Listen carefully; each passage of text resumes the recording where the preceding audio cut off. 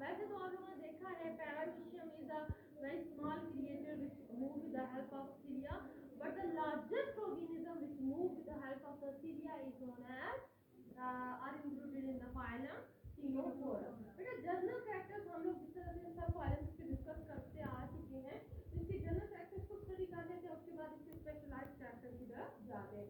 तो लेयर्स की बात करें तो they are diploblastic, two term ले लेते हैं एक्टो इंडोडर्म, तो they are diploblastic.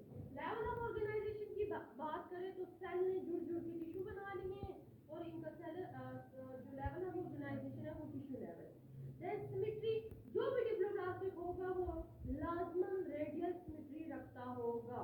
There body can be cut into two equal part more than in one place. ठीक है, सिलोम एसिलोमेट्स है, there is no body cavity between the cell between the body wall and the elementary canal, so they are acilomates.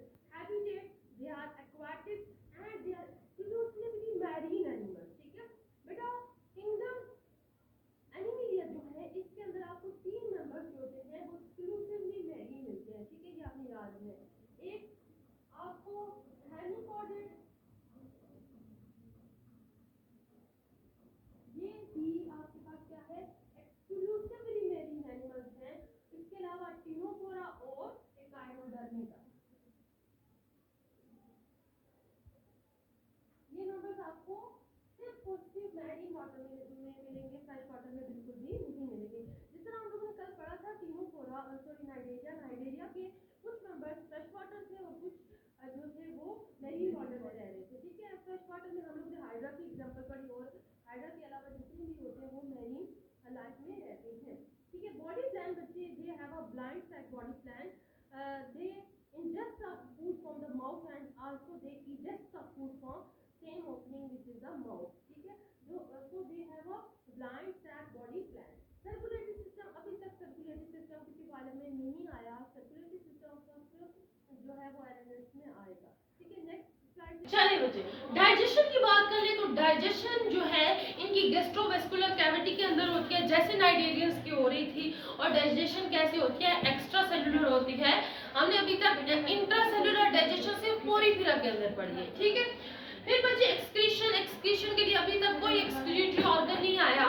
ठीक है, excretion general body surface से हो रही है। ठीक है, और रिस्पायरेशन की बात करें तो रिस्पायरेशन के लिए भी अभी तक कोई भी ऑर्गन नहीं आया, जनरल बॉडी सरफेस से इनकी रिस्पायरेशन हो रही है। मूवमेंट की बात करें तो बेटा they started to move here and there in the marine life. ठीक है, और they all are actively moving organisms, no organism in this group is sessile. ठीक है, मोड ऑफ म्यूटेशन, ये प्रीडेटर्स होते हैं, इनकी बॉडी के ऊपर, इनके टेंटेकल्स के ऊपर स्पेशल टाइप के सेल्स मौजूद होते हैं जो कि इनका स्पेशल करैक्टर भी है, जिनको कोलोब्लास्ट कहते हैं। कोलोब्लास्ट से स्टिकी मटेरियल रिलीज होता है जो कि जैसे प्रीडेटर आते हैं ना, जिस तरह नाइडेरियंस क्या करते थे, जैसे ही उनका प्रे आता था उसको नाइडोब्लास्ट के थ्रू स्टिंग कर लेते थे, उसको पैरालाइज करके खाते थे। ये क्या करते हैं, ये कोलोब्लास्ट के थ्रू उसके साथ चिपक जाते हैं, अपने प्रे को अपने साथ चिपका के अपने मुंह में डाल लेते हैं। ठीक है, दैट्स व्हाई हम क्या कहेंगे, इनका जो मोड ऑफ न्यूट्रिशन है वो दे आर प्रीडेटर्स। रिप्रोडक्शन बच्चे अभी तक हम लोग देखते आए हैं, पोरीफेरस भी एसेक्सुअल और सेक्सुअल रिप्रोडक्शन दोनों करते थे, नाइडेरियंस भी करते थे, लेकिन टिनोफोरा के मेंबर सारे के सारे सेक्सुअल रिप्रोडक्शन करते हैं। इनकी फर्टिलाइजेशन एक्सटर्नल होती है। क्या होती है, एक्सटर्नल। अभी तक हम लोग पढ़ते आए कि इंटरनल फर्टिलाइजेशन हो रही थी पोरीफेरस के अंदर भी और नाइडेरियंस के अंदर भी, लेकिन इनके अंदर जो फर्टिलाइजेशन होती है that is external. The fertilisation doesn't occur in the female body but in the external water, and the fertilization will always a cross fertilization because बेटा ये इनके सेक्सेस की बात करें, ये हर्माफ्रोडाइट है, मोनोशियस है। एक ही ऑर्गेनिज्म के अंदर क्या है, टेस्टिस भी हैं, ओवरीज भी हैं, स्पर्म एग एक ऑर्गेनिज्म में प्रोड्यूस हो रहा है, लेकिन कभी भी सेल्फ फर्टिलाइजेशन नहीं होगी, हमेशा क्रॉस फर्टिलाइजेशन होगी। डेवलपमेंट अभी तक क्या चल रही है, एक तो एक्सटर्नल, दूसरी इनडायरेक्ट चल रही है। ठीक है, अभी तक पोरीफेरा भी क्या कर रहे थे, इनडायरेक्ट डेवलपमेंट। उसके अलावा नाइडेरियंस भी इनडायरेक्ट। इनडायरेक्ट मींस के लार्वल स्टेजेस से होके कंप्लीट ऑर्गेनिज्म बनेगा। नर्वस सिस्टम में पहला न्यूरॉन सेल आया था नाइडेरियंस के अंदर, अब न्यूरॉन्स ने मिल के पूरी नर्व नेट बना ली है। ठीक है, और टिनोफोरा के अंदर आपको नर्व नेट्स मिलती है। स्केलेटन की बात करें तो पोरिफेरन्स के अंदर क्या थे, स्पेक्यूल्स थे। नाइडेरियंस के अंदर हाइड्रोस्टेटिक था। इनके अंदर भी पानी की वजह से इनको क्या मिल रहा होता है, स्केलेटन प्रोवाइड हो रहा होता है। अच्छा बच्चे, फिर अगर हम लोग एग्जांपल की बात करें तो फ्लोरियोब्रांकिया जो है एक अच्छी एग्जांपल है हमारे पास फाइलम टीनोफोरा के अंदर। आपको ये आप अपनी नॉलेज को बिल्डअप करने के लिए इसके ऑर्डर्स भी याद कर सकते हैं। दो ऑर्डर होते हैं बेटा इनके, एक होते हैं टेंटाक्यूलेटा और दूसरा होता है न्यूडा। जिनके पास टेंटेकल्स होंगे वो ऑर्डर टेंटाक्यूलेटा में आ जाएंगे, और जिनके पास टेंटेकल्स नहीं होंगे वो किस में आ जाएंगे, वो न्यूडा में आ जाएंगे। ठीक है, क्लियर? चलिए अब स्पेशल कैरेक्टर डिस्कस कर लेते हैं। बेटा सबसे पहला स्पेशल कैरेक्टर, आपको दुनिया में जितने भी इनवर्टिब्रेट्स हैं कहीं किसी की बॉडी के ऊपर कॉम्स नहीं मिलेंगे, आपको इनकी बॉडी के ऊपर कॉम्स मिलती हैं। और यूजुअली 8 प्लेट्स होती हैं ये कॉम्स की, ठीक है, ये कॉम प्लेट्स होती हैं और इनके ऊपर ना ऐसे सिलिया लगे होते हैं, ठीक है, ये इसकी वजह से ये मूवमेंट शो कर रहे होते हैं।